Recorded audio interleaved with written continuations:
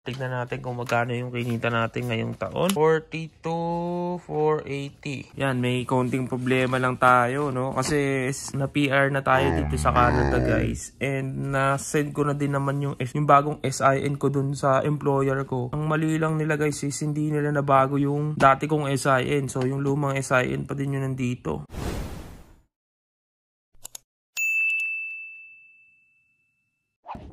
Yan. What is up, guys? Our channel. And for today's video, guys, panahon na naman ng tax filing dito sa Canada, guys. Kaya ngayon, papunta tayo ng kumpanya at kukunin natin ang ating T4, which is ang kailangan natin para makakuha ng tax refund dito sa Canada, guys. So, tara, samahan nyo ako. Tapos tignan natin kung magkano kaya yung makukuha namin nito this year sa tax refund ngayong taon. Ganda ng panahon, no? Mahangin nga lang, pero mataas ang araw. Ang hirap lang gumala rito, guys, kasi kada labas mo syempre gastos. Kaya ano muna kami, easy lang muna sa bahay. Wala masyadong trabaho, wala kita, baba kita. Dito sa loob at ilaw, ano, mga tangke namin walang mga laman niya. Isa na lang may laman, ito lang. Tangke na yan, tank 6. Nan tayo sa taas. Pasok tayo dito. Yung yan, yung mga T4, oh. A few moments later. So yan, nakuha na natin ang ating T4, guys. Ito yung sa akin, tapos ito yung kay Darlene. At ito nga pala, kasi before, nung nag-file ako, first year, second year ko dito sa Canada, guys, tulong ako sa isang accountant para i-file yung T4 ko. So, today, we're gonna try to file it ourselves, no? 1 minute, 37 seconds later. So, ito na, guys, yung ating T4. Tignan natin kung magkano yung kinita natin ngayong taon sa buong taon ng 2023 tax refund. So, ito. Makita natin dito yung total amount. So, yan, guys.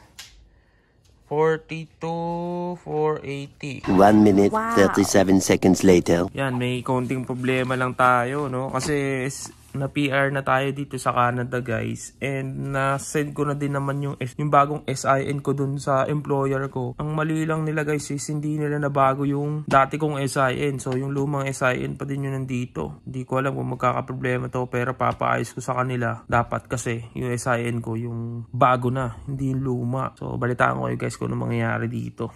I-chat ko muna yung nag-aasikaso nitong SIN natin. 1 week later. So, yan, guys. Kita nyo naman.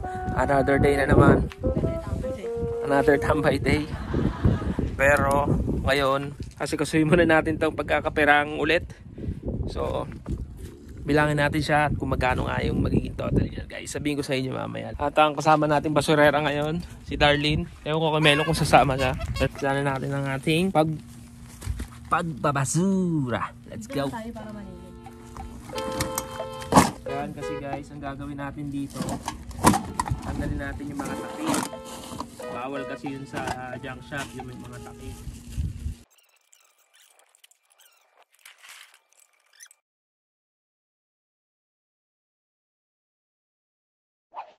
A few moments later. And guys, tapos na namin bilangin itong mga bibilangin natin. Tolong nyo ba, guys, tumatal siya ng $41.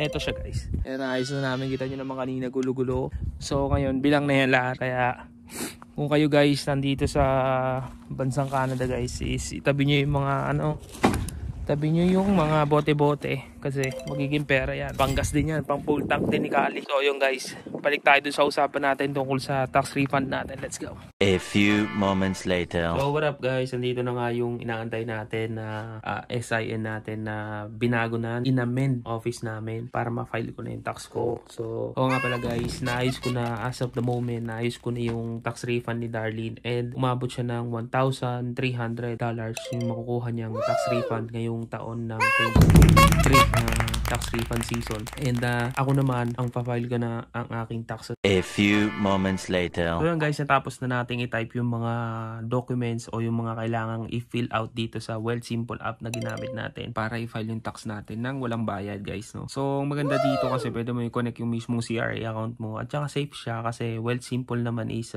regulated ni Canada yan guys. Kaya yung mga information and yung mga details mo na ilalagay or i-input sa kanila is safe naman. Kaya ito nga guys, yung nakuha natin tax refund kasama yung mga expenses ko kasi nagpa-cleaning, nagpabunot, sinama din natin dyan. And pwede nyo ding isama yung mga moving expense mo. For example guys is malayo yung pagtatrabahuhan mo tapos pupunta ka doon sa trabaho guys. Pwede pala yun isama. So pwede siyang isama dito guys sa inyong tax return ng 2023 guys. So ito nga guys, ang nakuha natin na tax return guys. Ito na guys, ang tax return na makukuha natin for 2023 guys is 599.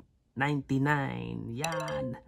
Tax refund dito sa Canada guys natin. 599 kung kukumpitin mo sa Pilipinas, magkano na? Sabihin mo is yung 20,000 is yung 500 o 20,000 plus 24,000 guys ang makukuha natin ngayong 2023 tax return season.